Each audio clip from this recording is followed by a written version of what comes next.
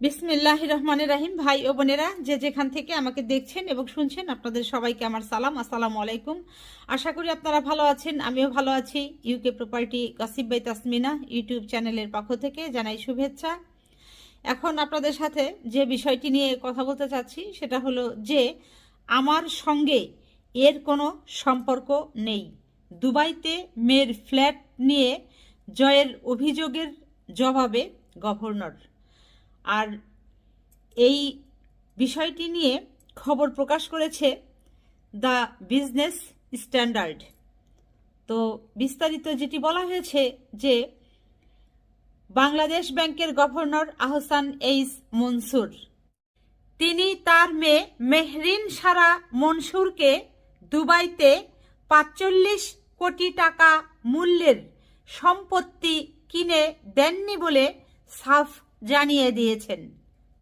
ফেসবুকে এক পোস্টে ক্ষমতাচ্যুত প্রধানমন্ত্রী শেখ হাসিনার ছেলে সজীব ওয়াজেদ জয়ের আনা অভিযোগের প্রেক্ষিতে আজ মঙ্গলবার দ্য বিজনেস স্ট্যান্ডার্ডকে দেওয়া এক সাক্ষাৎকারে একথা তিনি জানান।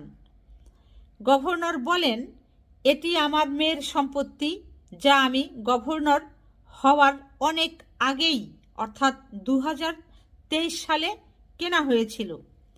আমার মেয়ে বিবাহিত এবং ব্যবসার কারণে দুবাইতে তার স্বামী ও সন্তানদের নিয়ে বসবাস করছে।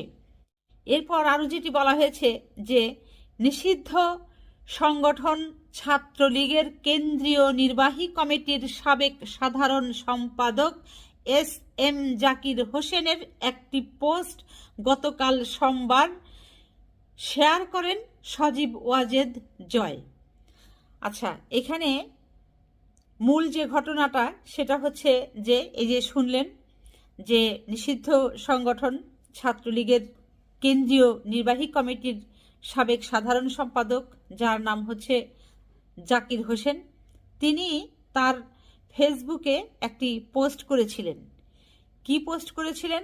এই মর্মে যে বাংলাদেশ ব্যাংকের বর্তমান যিনি গভর্নর আছেন তার মেয়েকে তিনি নাকি ৪৫ কোটি টাকা দিয়ে দুবাইতে একটি ফ্ল্যাট কিনে দিয়েছেন এবং সেই তার ফেসবুকের সেই স্ট্যাটাসটি আবার শেয়ার দিয়েছেন এই শেখ হাসিনার ছেলে সজীব ওয়াজেদ জয়।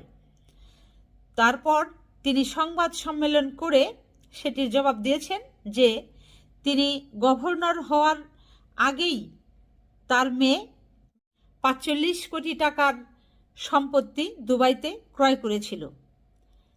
তো এটি বলে তিনি ক্লিয়ার করেছেন। এবং এখানে সংবাদটিতে আরও যেটি বলা হয়েছে যে এই তিনি যে সম্পদটি ক্রয় করেছেন সেখানে ওই যিনি ফেসবুকে পোস্ট দিয়েছেন তিনি বলেছেন যে ওই বাংলাদেশ ব্যাংকের গভর্নর আহসান এইস মনসুরের নাম রয়েছে।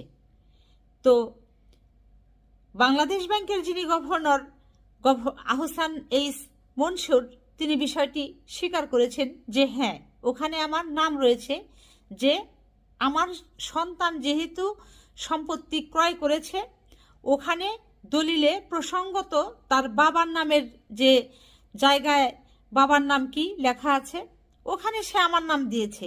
আমি যেহেতু তার বাবা, সে আমার সন্তান, আমার কন্যা, এজন্য সে আমার নাম দিয়েছে।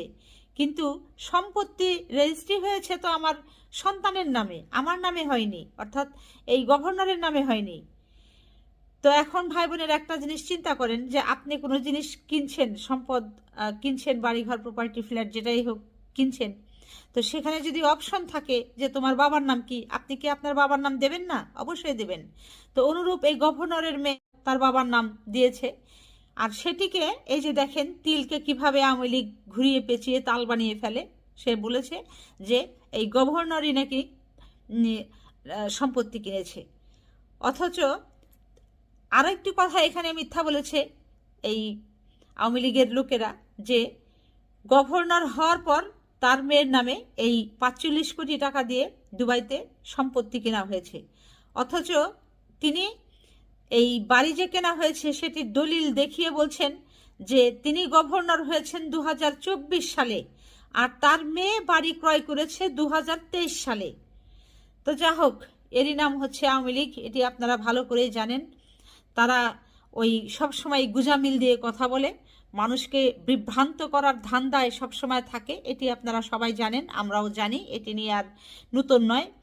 তো এই ছিল মোট কথা। এবং এই বাংলাদেশ ব্যাংকের গভর্নর তিনি আজ সাংবাদিকদের সামনে এসে বিষয়টি স্পষ্ট করেছেন, ক্লিয়ার করেছেন যে এই আওয়ামী লীগের যিনি নিষিদ্ধ আওয়ামী লীগের নেতা, যিনি বললেন যে গভর্নরের নামে এই দুবাইতে সম্পত্তি আছে 45 কোটি টাকা, সেটি তিনি আজ প্রমাণ সহকারে, তো সেই ব্যাপারে তিনি সাংবাদিকদের সামনে এসে খোলাসা করে স্পষ্টভাবে বলেছেন যে সম্পত্তিটি তার মেয়ের নামে কেনা।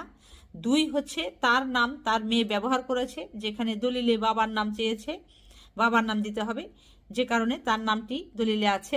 2 হচ্ছে আওয়ামী লীগের লোকেরা বলেছে যে তিনি গভর্নর হওয়ার পরে এই সম্পত্তি কিনেছেন, আর গভর্নর বলছেন তিনি গভর্নর হয়েছেন 2024 সালে আর সম্পত্তি ক্রয় করা হয়েছে 2023 সালে।